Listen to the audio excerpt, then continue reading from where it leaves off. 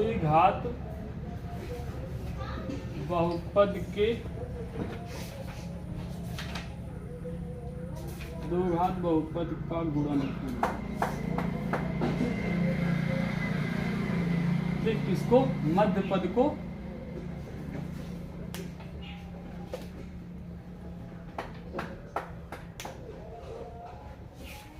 को तोड़कर। आज हम क्या पढ़ने वाले हैं? आज हम पढ़ेंगे द्विघात बहुपद का गुणनखंड ना, किस विधि द्वारा? मध्य पद को तोड़ करके। ठीक है, अब अगर हम द्विघात बहुपद के गुणनखंड के बारे में पढ़ते हैं मध्य पद को तोड़ करके, तो यहाँ पर दो केस आता है। कितना केस आता है? दो केस। क्योंकि इस केस में जो है द्विघात बहुपद जो होता है कितने प्रकार का होता है? दो प्रकार का होता है। एक, जैसे पहले समझते हैं द्विघात बहुपद है कौन, इसका मानक रूप क्या होता है? द्विघात बहुपद का मानक रूप, द्विघात बहुपद का मानक रूप क्या होता है? A x square plus b x plus c. इसको हम कभी कभार ऐसे भी देखते हैं, इसको लिखा हुआ ए पी एक्स, क्या?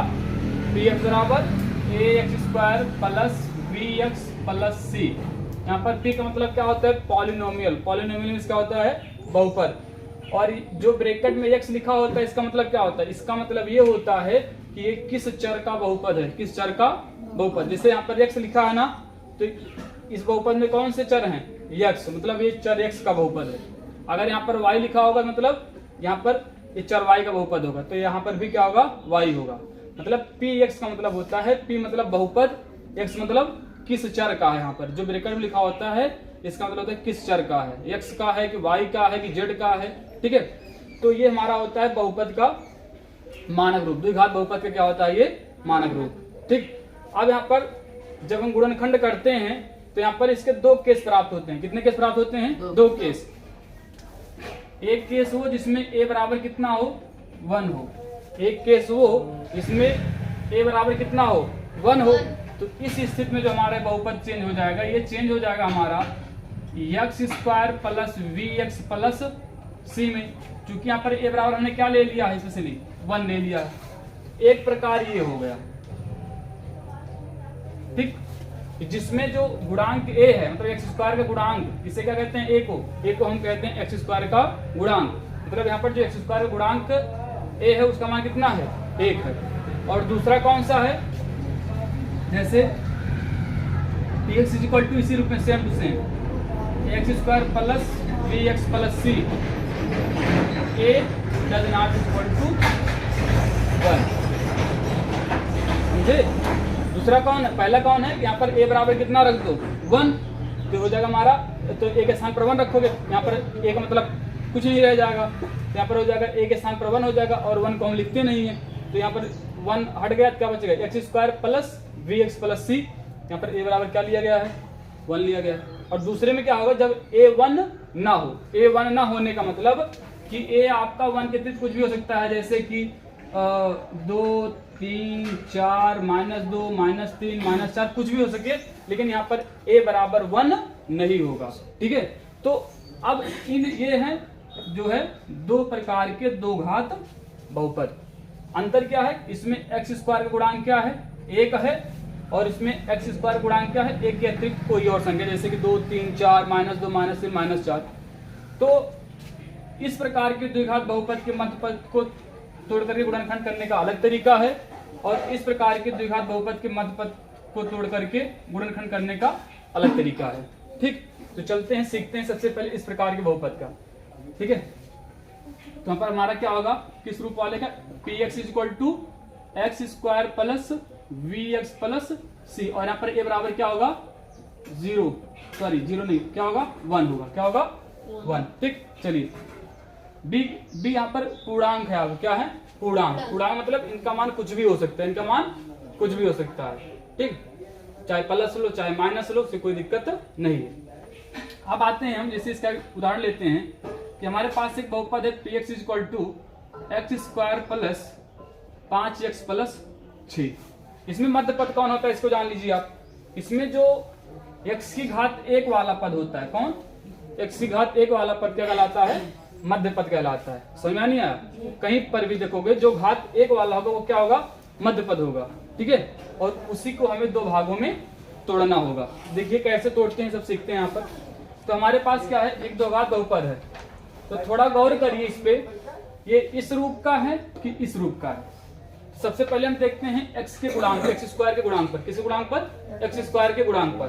तो अगर यहाँ पर देखा जाए x स्क्वायर गुणांक क्या है? 1। जहाँ पर कुछ नहीं होता वहाँ पर क्या होता है? 1 होता है। तो यहाँ पर x स्क्वायर गुणांक कितना है? 1 है। ठीक है, मतलब ये किस प्रकार का बहुपद मिला हमें? द्विघात बहुपद। ये इस प्रकार का द्विघात बहुपद मिला।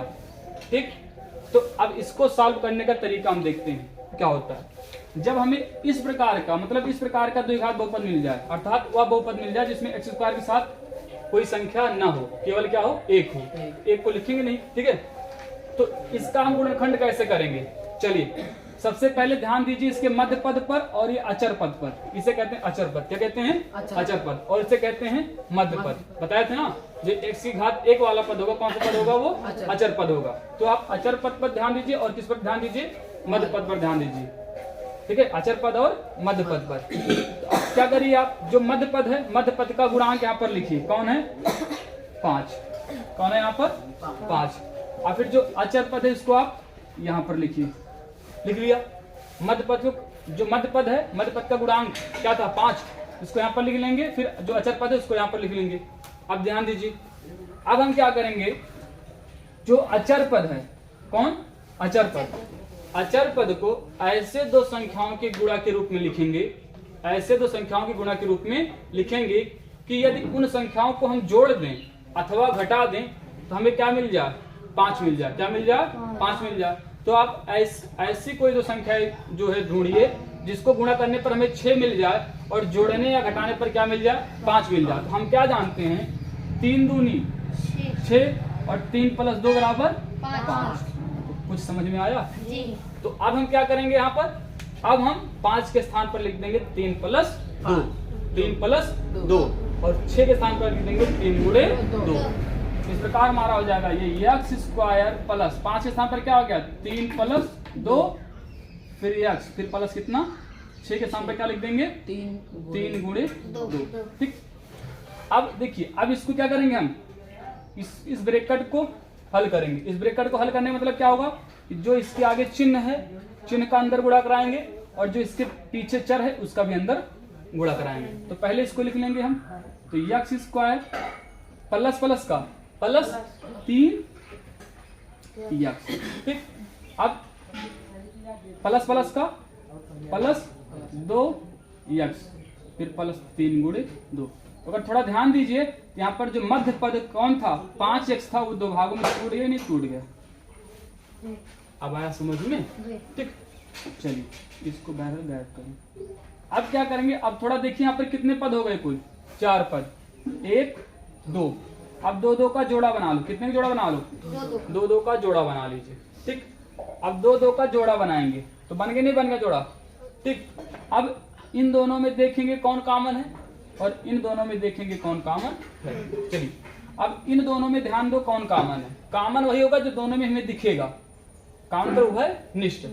तो यहाँ पर देखिए x यहाँ पर भी दिख रहा है, x यहाँ पर भी दिख रहा है। ठीक, मतलब इन दोनों में x कॉमन है। अब लेकिन यहाँ पर बात ये आई कि यहाँ पर x की घात 2 है और यहाँ पर x की घात कितना है? 1 है। तो इसमें कौन सी घात कॉमन होगी? इसको हमेशा जान लो, जब चर को कॉमन लिया जाता है हमेशा चर की छोटी घात ही कॉमन ली जाती है। तो यहाँ पर x की घात 2 है और यहाँ पर x की घात कितना है? 1 है। यहाँ पर चर x की घात कितना है? 2 और यहाँ पर चर x की घात कितना है? 1। तो कौन सी घात कॉमन लेंगे? छोटी घात, मतलब x की घात 1 और x की घात 1 लेंगे कॉमन, तो 1 लिखते नहीं। अब यहाँ पर कोई संख्या कॉमन है? कोई संख्या कॉमन नहीं है। तो फिर क्या करेंगे? अब ब्रैकेट लगा लेंगे। यहाँ से x की 1 घात निकाल लिया तो 1 घात बचेगा और 1 घात लिखते नहीं। फिर चिन्ह वही लगाएंगे प्लस। ठीक, अब क्या है? यहाँ पर x हमने कॉमन ले लिया, क्या बचा? 3। ये काम पूरा होगा। अब आते हैं इसमें, इस पर ध्यान देना। इस पर कैसे कॉमन लेंगे? सेम टू सेम वही चीज, लेकिन यहाँ पर थोड़ा चिन्ह को भी कॉमन लिया जाता है। और कौन सा चिन्ह कॉमन लेते हैं? जो चिन्ह यहाँ पर होता है वही चिन्ह बाहर निकालते हैं। यहाँ पर कौन सा चिन्ह है? प्लस। तो प्लस चिन्ह यहाँ पर कॉमन ले लिया। और इसको जान लीजिए, अगर प्लस चिन्ह कॉमन लेते हैं, कौन सा चिन्ह? प्लस चिन्ह या धन चिन्ह कॉमन लेते हैं, तो जो अंदर आएगा ब्रैकेट में उसका चिन्ह इसी की तरह होगा, मतलब कोई परिवर्तन नहीं होगा। बताया थे ना, ध्यान है।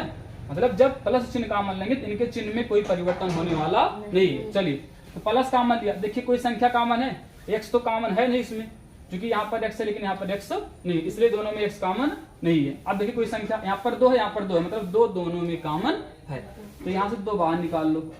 देखो कॉमन लेने मतलब अगर 2 को मैं कॉमन ले रहा हूँ तो 2 दोनों से गायब होगा, किसी एक से नहीं, दोनों से गायब हो जाएगा। तो यहाँ से गायब हो गया, क्योंकि प्लस चिन्ह कॉमन लिया तो इनके चिन्ह में कोई परिवर्तन होने वाला, चिन्ह वैसे वैसे रहेगा। तो यहाँ पर 2 कॉमन लेंगे क्या बचेगा, यक्स, और चिन्ह क्या होगा प्लस, 2 कॉमन लेंगे कितना बचेगा 3। अब कई पद बन गया, 2 पद बन गया। कितना पद बन गया, 2 पद। अब इन दोनों पद में ध्यान दीजिए क्या कॉमन है, x प्लस 3 यहाँ पर भी है, x प्लस 3 यहाँ पर भी है। इन दोनों पदों में क्या कॉमन है, x प्लस 3। अब यहाँ से x प्लस 3 निकाल लेंगे क्या बचेगा हमारा, x, और फिर प्लस यहाँ से निकालेंगे क्या बचेगा 2। ये हो गया हमारा गुणनखंड।